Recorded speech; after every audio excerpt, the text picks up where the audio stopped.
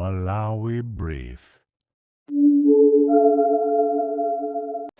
Sylvester Namiwa amenenso ni mkulu wa bungwe lija la SIDED anachititsa msonkhano wa atolankhani lero ku Lilongwe, ndipo izi ndi zomwe alankhula. Timakhala ndi chikalata cha atolankhani, koma lero tili ndi kalata imene talembera mlangizi wamkulu wa malamulo kuboma ku nthambi zonse zitatu, kwa president ndi nduna zawo, komanso kwa speaker ndi aphungu, komanso mlangizi ku nthambi ya malamulo kumabwalo.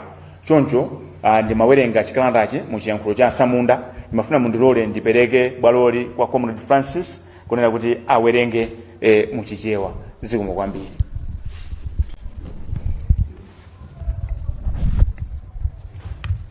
Muchichewa kalata yapangidwa address kwa yalembedwa kwa kupita kwa Attorney General, Ministry of Justice, Private Bag 33 Lilongwe 3.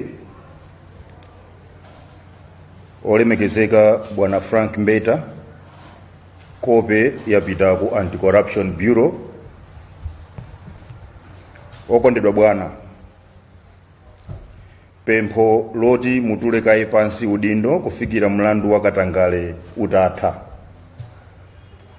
Monga bungwe loyankhulira anthu omwe liwu lawo silingamveke, komanso pokwaniritsa udindo wathu oyang'anira momwe boma likugwirira ntchito, ife a Center for Democracy and Economic Development Initiative SIDED takulemberani kalatayi mokhudzana ndi mutu omwe uli mmwambawu.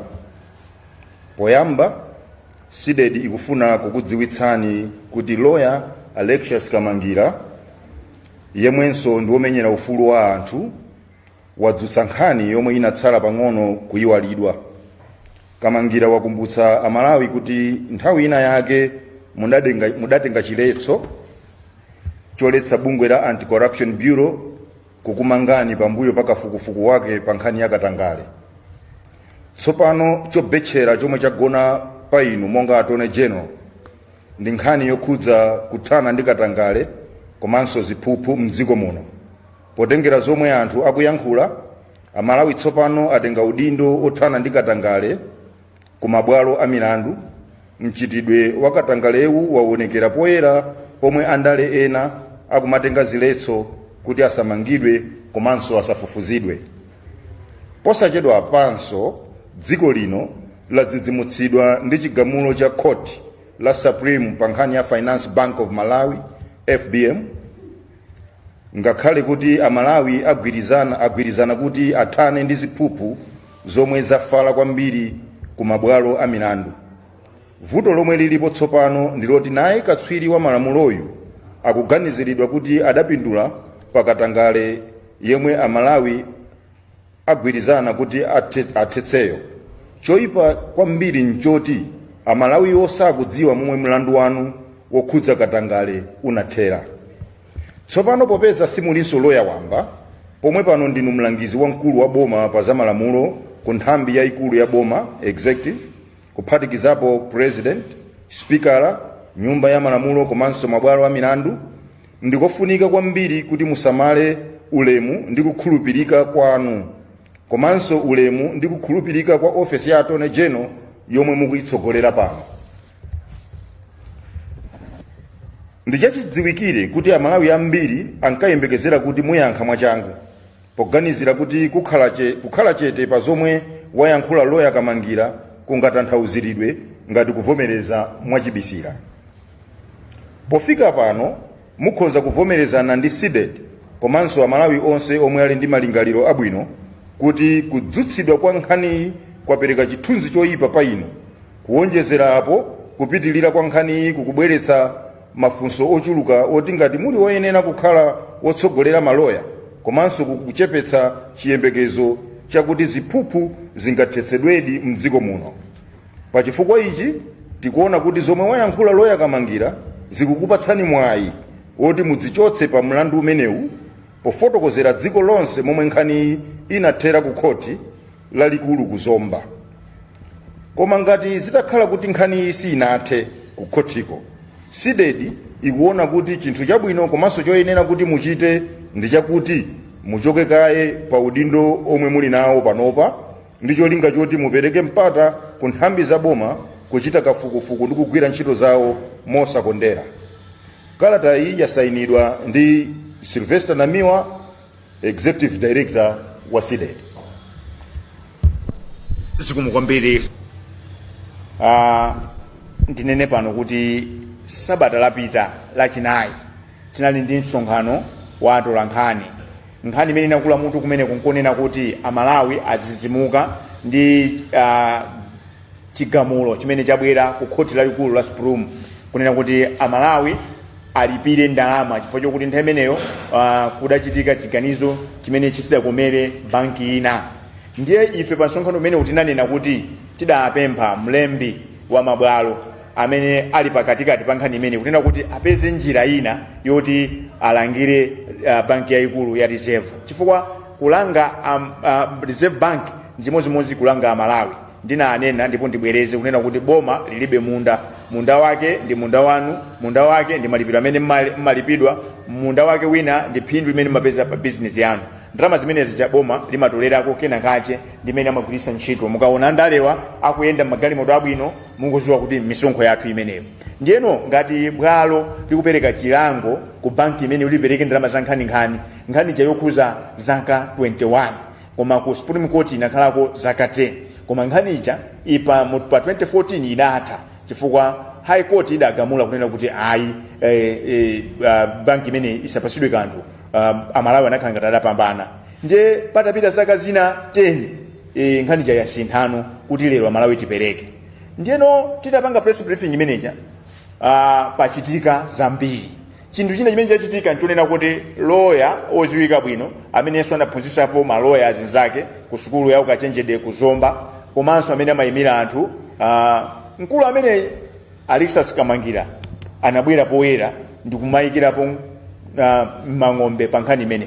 Ndipo mawu ake ananena ndipo ndibwereze pano kuti izi zomanena kuti anamiwa awo kapena asidedi awo kapena akamangira awo kapena akenani awo sizithandiza. Nkhani imene yafika pano yakatangale mziko muno yofuna kuti tikwiye. Kukwiya kwake amanena kuti holy anger. Ngati if you don't get angry to finish corruption is going to finish us. And akaswiri aza kaendesero kabwino kachuma ndi kaboma good governance amanena kuti if we address 15 or 20% of corruption ndiye kuti Amalawi ayimba lokoma.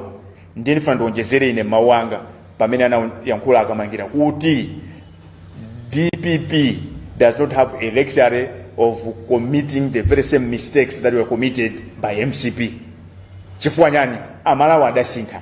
And ndinene chenjezo pano kuti kwa amene anapasidwa mphamvu ndi msukulu waziko na Professor Arthur Peter Mutharika na amaganiza kuti azipanga zimene angapanga kale is wasting his or her time.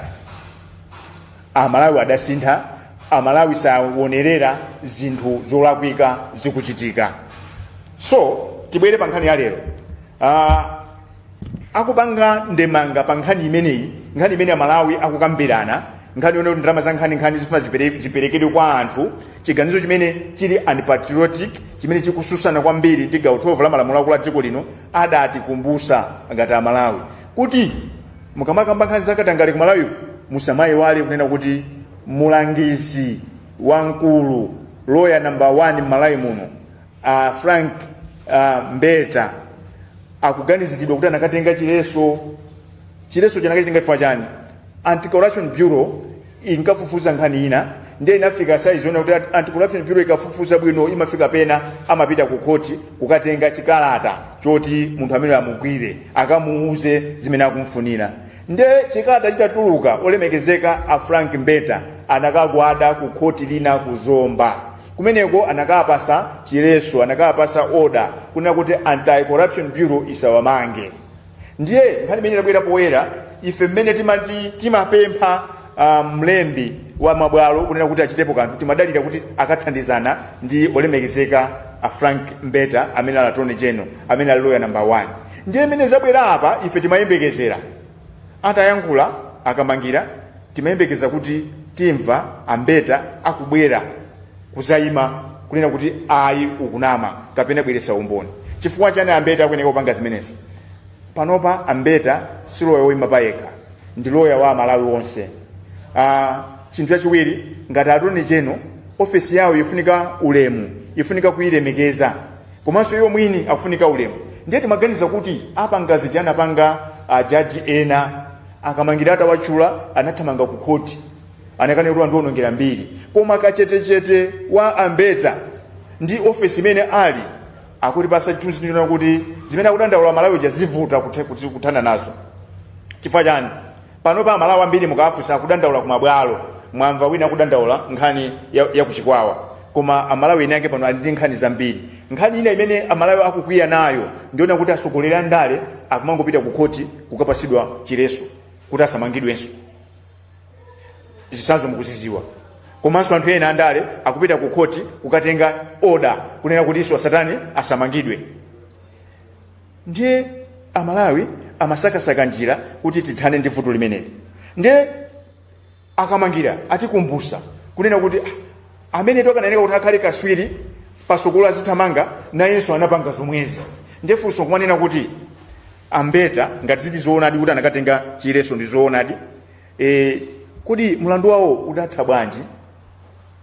Ndiyeno akhala omasuka bwanji kumalangiza president ndi nduna? Akhala omasuka bwanji kumalangiza aspika ndi aphungu ku nyumba ya malamulo? Akhala omasuka bwanji kumalangiza ku judiciary kumene aliko pamene iwo onso kuli nkhani yoti sinathe? Ndiye ifeyo si bwalo, sitikunena kuti Frank Mbeta ndi olakwa ayi. Tikunena kuti kuli nkhani imene yabweresedwa poyera idachitika zaka 6 zapitazo, koma amanena kuti nkhani siwola. Nkhani ilero yakula mutu chifukwa chokuti Ambeta andauze mtundu wa Malawi kuti nkhani imene amafufuzira ija number 1 amene tifuna kuti athandize kuthana ndi Katangale, kuti nkhani yake yakatangale ija ilipo kapena inatha. Ndiyeso atiuze kuti kodi zimene amayankhula akamangira kuanamizira, ngati akuanamizira chifukwa chani akhala chete. Fa anzawo ena atadandaula amene sanakondwe zimene anayankhula akamangira anathamanga kukamangala ku court. Now chete wawoyi akulowesa, akunyazisa, akulowesa mphepo mu office ya Attorney General. Chifukwa chake mbiri zalembedwa kuti mu office mu nthawi inake munali munthu wina amene amaganizidwa kuti adatere. Ndiye tikuti patakali panopa muwapempha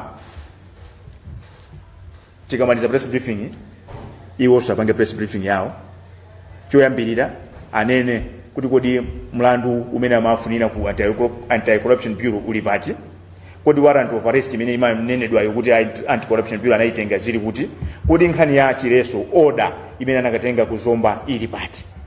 Ati masule pa zimenezi kuti tikamayenda tikamakagamiza kuti timbane ndi Katangale tizizo kuti ndi timu tonse tani yokwanira. Ndisindike pano kuti we cannot begin to dream about fighting corruption when we have got uncleared issues bordering on the Attorney General, who is supposed to be lawyer number 1. 2, ngati mlanduwo sunathe, ngati nkhani yoda ngoyima pena pake, tikuwapempha mwa ulemu chifukwa cha ofesi yawo imene ali abatula kale pansi udindo kunena kuti nthambi zina zimalizise. Ndinene pano kunena kuti siwo khawa amene ali ndi nkhani, koma kusiyana kwa nkhani zina ndi Attorney General zonena kuti nkhani zinazo zidakali zinafika ku court, koma yawo isinafike ku court.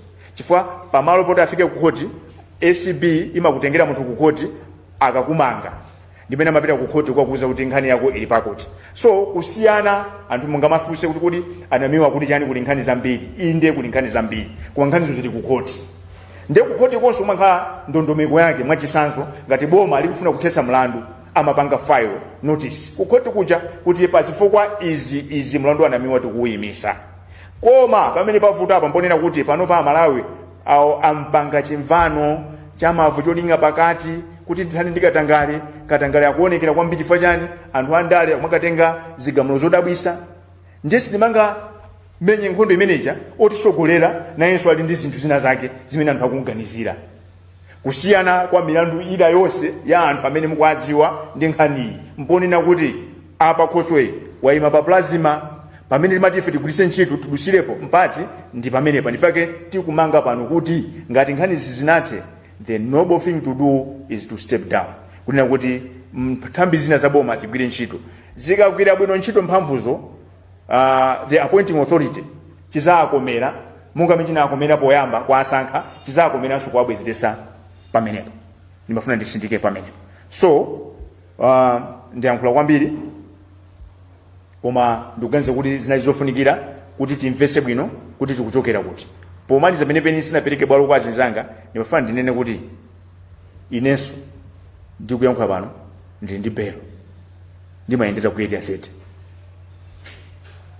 Tikudikira kunena kuti ku ofesi yoyimira boma pa milandu atilangize kuti mlandu wakatayendera belo for 6 years tichipita kusokolo bwanji.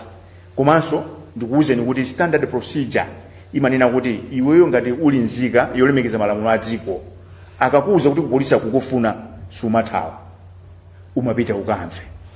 Au ukamva kuti atenga warrant of arrest, lawyer yemweyo amakulangiza kuti tiye, amakukira pankono tiye tikamve kuti akufuninanji. Koma malinga ndi ma records, malinga ndi mmene amayankhula akamangira, olemekezeka Attorney General Frank Mbeta atamva kuti kuli warrant akwafuna, malo moti apite ku SCB akamve kuti akundifuninanji, malo moti mwina apite pa nearest police akamve kuti mukundifuninanji, anathamangira ku court. Ku court ukatenga chileso choti asawamange, anisana wamangeni. Tifatena kuti nkhani iyi yakula nsinkhu chifukwa chokuti Attorney General si lawyer wamba, ndi lawyer wa aliyense malaimo. Okay, ine ndi Gift Kemia, Pentecost Life Radio. Mafusanga nawo awili. Fuso yamba kupita kwa Anthony Dala amene akamba nkhani kuza Irovu. Kuna kuti nthawi zambiri munthu kadandaula nkhani zokuza pa ntchito amatokoyesa ntchito zotsatira zake.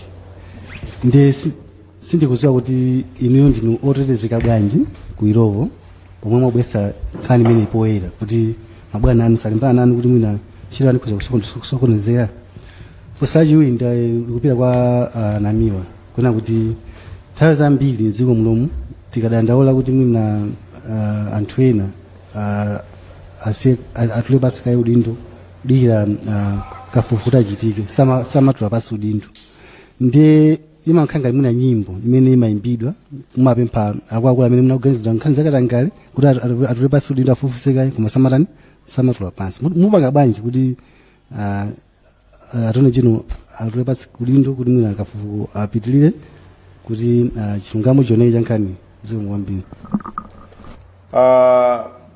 Fuso yambo lija siliyankhidwa ife chokunena kuti awa amatumiza uthenga ndi nauza kuti muli pafupi muzayankhule nokha. Imene yoyo ikhali nkhani, nanunso atula nkhani muphunzire kumaona kuti anthu akuphinjika, muli muti muzikhala ngati mukuwafinyira pansi muziyima nawo. Mukanakhala wina nkhani imene mukanakokera pambali awa mwapange interview muone kuti mwathandize. Chifukwa chonena kuti wina bwera ngati text ndinene pano kuti sayankha chifukwa ma text aja samayankhidwa. Fuso lonena kuti imangokhala ngati nyimbo, fuso lanu labwino kumalowa awo kwambiri. Ndibwereze zijamanena kamangira kuti ndi vuto dziko lino, slowly but surely we are becoming passive citizens. Democracy kuti ikhale yaphindu imafunika kuti nzika zizichilimika, koma zimaoneka kuti tikavota anthu achitima ngwasiya akapanga zimene akufuna akabwere zikathanso 5 years azatinamiza. Tikapusa tizingosintha wavotera anthu akatibere atuluke, tavoterena atibere atuluke. Chifukwa chagaganizidwe nga kamene kali mufuso lanulo lonena kuti nthawi zonse mangotere ife tikanena kuti atule pansi udindo, inu mumachitapo chani kuti muthandizire? Muziko muno tilipo anthu opitirira 22 million, koma tikamangoyang'anira kuti Anamiwa apanga chakuti mpaka na kumapeto, tikusonyeza kuti ife tikuthandizira kuti dziko lizionongeka. So tikabweresa nkhani inunso muzitenga muzithamanga nawo. Inuyo ngati mtolankhani mutamayimbira phone 5 times pasiku kwakumbusa kuti Anamiwa kapena aside mtule pansi udindo mtule atopa atulade pansi udindo. In your own way you are doing activism. Chifukwa chani mfatanira kuti bungu la SIDED bungu la Malawi ndi bungu la nunso tikuyankha wina aliyesi. Ndiye izi zomanena kuti hayi mangonena sizichitika mmakhala ngati kuti mukunena kuti tikhale chete. Ndiye ngati zinthu ziko likuonongeka tikuyankhula zizachitika bwanji titakhala chete. Koma nafuna kusimikizireni kunena kuti anthu ambiri amene amagwira ntchito mboma kapena amakhala pa mpando ya ndale safuna kuuzidwa zoona. Kuti kumene ndikuyankhula apa anthu ena akuyanane kwambiri andakuyadi. Ndipo ndisindike kuti ulendo uno ndi mmene akugwirira ntchito Professor Arthur Peter Mutharika ndi mmene akuyankhulira anthu ndalama adya koma adya movutika. Ndibwereze kunena kuti anthu amene apasankhidwa kuyambira nduna ma PS kumapisika musimu they don't have the luxury. Chifukwa chani? Anthu anaphunzira mmene amabera a MCP. And nzomvesa chisoni manyazi siku natazakhala tibwera pompano tizauza mtundu wa Malawi chifukwa chani nkhani za ndalama zimene anaba MCP anthu ambiri alibe nazo chidwi. Siweke ndina anena kulilongwe kuti zikuoneka kuti office ya Attorney General, Finance Intelligence Authority, CID, Physical Police, DPP, Director of Public Prosecutions aliyesa akokera kwache pali chifukwa anthu amaganiza ngati kuti Malawi sakwaona koma Malawi kwaona. So game iyi ndi all the cards on the table. If you think you are clever, just know kuti someone is clever than you. So utenga usiwanu yayi takupitira kumwayi kufusulanu ija tikupita kwa anthu oyenera kunena kuti times have changed. You cannot take Malawians for granted. One serious mistake about Malawi Congress Party amaganiza kuti Malawians are so daft. Ndiye ndaonanso nduna zingapo akulu angapo mboma ili ayamba kuganizanso the same thinking kunena kuti Malawians are daft. No, Malawians are not daft. Malawians have got aspirations and goals, and they know exactly what to expect from government. Koma zimabisala kufusulanu kunena kuti akanena kuti titula pansi ayankhula atopa ulendo uno Malawi sastopa. Ifata phunzira kuti tikatopa anthu aja kamaza choka amakhala asakaza ana avutika anthu agona njala mziko muno anthu alipira kuyenda fa chama passport chifukwa chani timalekerera ulendo uno sitilekerera. Ngati mukumbukira bwino 1 week tisana vote ndinauza Malawi kuti tikavote koma tikavote mwantendere. Tikavota mwantendere komanso tikavote osati mopepera. Zinachitika chani tidavota tikateteza vote. Titateteza vote chasana ndi chani zimene amatilonjeza lija. We want value for our vote. Because mbuyomu mphamvu timakhala nazo siku limozi. Tikangovota that's the end. Ulendo uno kulibe. We'll be following each and every tambala. We'll be following each and every action. We'll be following each and every promise. Zijazoma ngoyankhula ngwane kuti tayankhula mala tatana nawo kulibe. Eleanor Roosevelt ananena kuti if you don't want to be criticized, say nothing, be nothing, do nothing. So aliyense amene anavomera kutenga oath of office, including public office, ali pachikole ndi Malawi.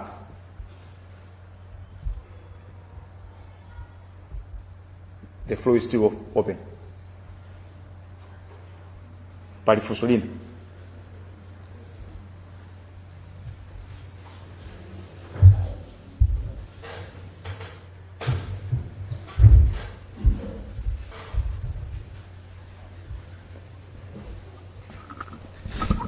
All right, in the Thomas Kajere from Times. Mwina ningofusa kuna kuti musanafike polemba chikalata kuti kwapempha kuti apange address kapena ayankhe pa zomwe akamangirana nina kapena ngati milandu yosinathe sinapite ku khoti atulepanso udindo. Mwana alembera uthenga yokalata ndipo anayankha chani musanafike pobwerano ndi press briefing. Thanks. Ziko kwambiri fusula bwino kwambiri la straightforward. Tindikalata imene ndawerenga iyi date yake ndi 17. Leo date ndiya 18. Mukayangana pafoni panopo ndakutumizira uthenga pali kalata imene ikunena kuti ndi chidindo chosonyeza kuti kalatayo inakaperekedwa ku office kwawo kwa Attorney General dzulo, komanso musimu muli chikalata china chikusonyeza kuti kalatayi inakafikadi ku bunge lothana ndi katangale ndi ziphuphu. Choncho ndikukhulupirira kuti kalatayo ali nayo, komanso zimandionekera ngati mwano kapena mwachipongwepongwe kunena kuti pasana kwane pa 16 anthu andale tinali nawo mmuzimu timazungulira timakhala limodzi timayankhulana chonchi eti ndiye lero chifukwa kuti tapasa mphamvu akhala m'mipando ija ndiye azikafuna kaulemu kapaderadera. Mukakawerenga section 12 ya malamulo akulu a dziko lino muona kuti pakati pa iwanja ndife ofunika ulemu ndife, ife timavota ndife, misonkho ndimalipira ndife. Koma chifukwa chokuti ulemu tinaonjeza kwambiri kumalawi kunoko, anthu awa asogolera amatipanga chipongwe, amafuna zitiona ngati kuti ena ake ndithu choncho. Ngati kalata sina apeze ndiye kuti uthenga wapeza padakali panopo, ngati suna apeze zikhala zodabwisa chifukwa chokuti by the virtue of being the Attorney General is supposed to have ears and eyes everywhere. Ndanakale kuti this is not an ordinary lawyer, is a chief advisor to the executive including the president, is a chief advisor to the Speaker of Parliament including members of Parliament, so to the judiciary. Therefore kunena kuti uthenga suna afike, it will be unfair kwa Malawi, because first of all aliyese amene ali mu public office chinthu choyambira kudziwa ntonena kuti is there because Malawians exist. Accountability or loyalty yake or allegiance yake is supposed to be to the people of Malawi. So sindikukhulupirira kuti atinamiza kunena kuti kalata sina apeze ifa umboni ulipo, kalata inakasidwa dzulo ndipo kalatayi ali nayo, ndipo mukamachoka puno mwayimbire mwauze kuti asidedi komanso anamiwa akunena kuti muuze mtundu wa Malawi kuti nkhani zimene mumaganizidwa kuti mundali wokhuzidwa pakatangale zidathera pati, nkhani ya Chileso ya ku Zomba ili pati, ndiye chifukwa chani kamangira simukumuyankha pamene muli mu office ya Malawi, because is in a public office. Office ija ikuyeneka kuti ikhale ndi integrity, komanso iyo ngati mwini akuyeneka kukhala ndi integrity. Ndiye kunena kuti ngati sitimvana apapa njira yabwino ndiye abakhalekaye pambali onena kuti pakhale anthu onena kuti agwire ntchito moyenera zimene zikuyeneka kuti zikhalire. Zikomo kwambiri. Chete iyi akuonesa zinthu ziwiri, nkutheka kuti nkhani yakukuyisani kapena nkutheka kuti ndayankhula bwino mafunso anonse ayankhidwa. Ndimalize pano kunena kuti kusidedi sitimapindira ndevu nkama. Chimene tikufuna ife Malawi akhale okomera aliyense.